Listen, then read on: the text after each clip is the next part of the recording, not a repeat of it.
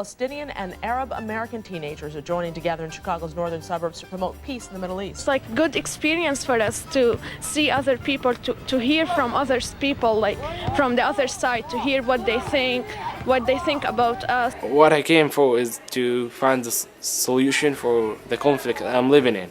I came to Hands of Peace to take a stand, to show my thoughts, to get to know the other people, see the other side, what they think. Some of the Palestinian kids have experienced violent acts. Some of the Israeli participants have been around in suicide bombings and stuff like this.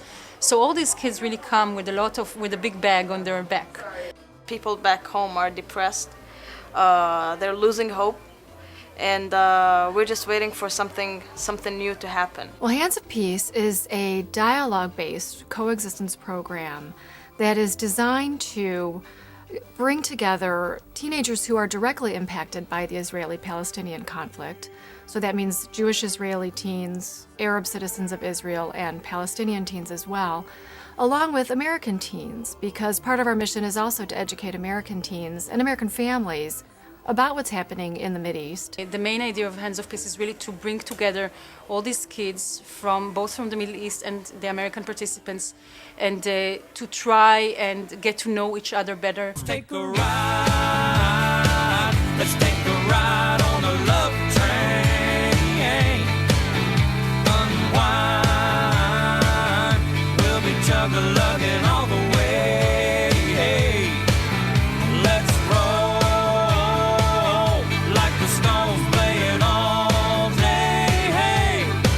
Let's take a ride. Let's take a ride on the love train. One of the things that first surprised me as an American traveling to the Middle East is how segregated Israel and the Palestinian territories are in terms of Jewish Arab communities. There are very few communities that are actually integrated, right? So there are very few opportunities actually for Jews and Arabs to come together and have discussions about coexistence, because they're sort of not really coexisting. I mean, they're living in two separate realities over there. We are trying to change assumptions. We're trying to make people question their preconceptions about their own beliefs and about what they think about the other. And the other can be Israelis, how they view Palestinians, how Palestinians view Israelis, how Americans view people from the Middle East, how people from the Middle East view Americans. Our goal is not to make peace. Our goal is to try to learn more about the conflict, try to understand, first of all, ourselves, and then the other. We're not going to change the immediate course of history by this, but we really do see ourselves as helping to develop leaders of the future. I don't think this conflict can be solved without understanding between the Israelis and the Palestinians, without the ability to speak to each other, to listen to each other, to understand each other's narrative, each other's side of the story. The most important part of the program is every day, 6 days a week, in the morning we have a 2-hour coexistence discussion. First we got to know each other on a personal level, and then more serious topics came up, and it's basically just a back and forth discussion. Once they have some level of trust, then the issues come out. The name of the country isn't the issue. You can call it Israel, you can call it Palestine, but we should live in it together, and you should vanish this name that is the Jewish country. I don't think that's right. If that's what will happen, the Jewish people won't be the majority in Israel, and actually it will be the end of Israel, because otherwise what is the difference between Israel and other country in the world? Israel is a country just for Jewish people to have the majority, to have a safe place, and if something like that will happen, I think that it will be at the end of Israel. Yeah. I was surprised by how the people were willing to listen to each other, to be open enough to learn about how the things that the other side goes through. Putting a face to the others, as I always knew them, is really very important, and this is exactly what this is doing. I really don't think it's fair that there should be lots of Muslim countries like Lebanon and Syria and Egypt and Jordan and Sudan, and all these places are for Muslims. Okay, now the goal of Israel is wait a second. The goal of Israel is to have a Jewish country. like someplace that the Jews can come to from the anti-Semitism. There are times in the coexistence sessions where the kids sit and listen to one another and really have a chance to speak and be heard. On the other hand, there are times when hot-button issues get raised and they start talking in a kind of a rational way, but suddenly everybody's button gets pushed and they're all talking at once. In the coex sessions in the morning, kids can really kind of bare their souls, and it's not easy for them, and sometimes they can get quite upset. But in the afternoons and the evenings of the program, it gives them time to explore the other parts of their lives and the other things that they share with the kids.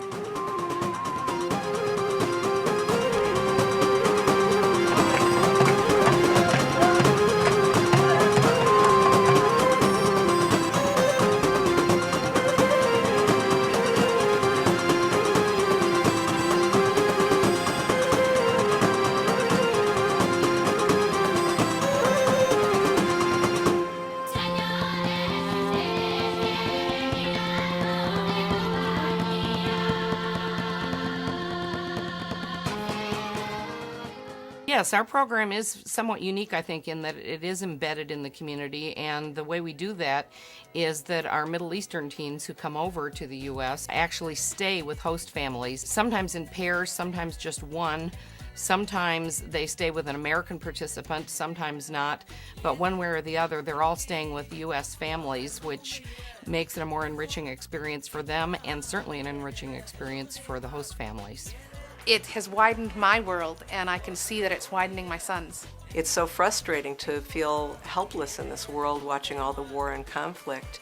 And this is something tangible that you can do that may not make a huge difference, or it might, but every little bit helps. And we're hoping that by forming friendships and getting to know each other in a completely different context than what they're accustomed to, that they will remember that down the road. I'll be able to hear others' opinion, even when I don't agree with them. I was not used to that. I learned lots of stuff about them, and they're totally different people than what I expected and what I thought. They're all like really nice kids.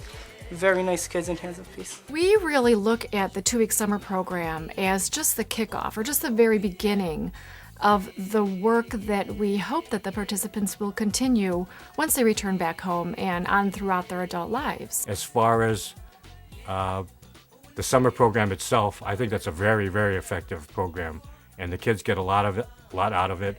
Where we would need to put more emphasis is on the follow-up program and connection to other peace organizations, so the kids have some connection to peace after Hands of Peace.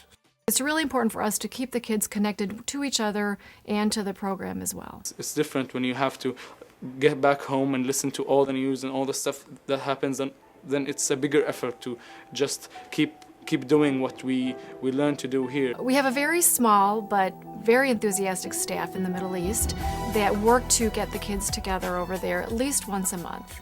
Oftentimes that follow-up meeting is just a dialogue session, maybe followed by pizza. We're trying to continue the process that the kids have started here in Glenview, in Hands of Peace. It's also important for the participants to have a chance to brainstorm about activities that they can do in their home communities to try and work for peace.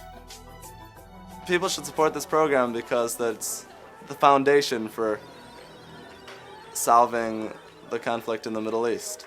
I wasn't on friendly terms with Israelis before, but it all changed when I was asked to feel the heartbeat of an Israeli participant, and her heart was beating just like mine.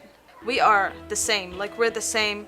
We just need to put our the conflict aside and live like before, and that's all to it. 'Cause I see too much when my eyes are closed. My mind's a haunted mansion full of talking walls. Every ghost of a worry is roaming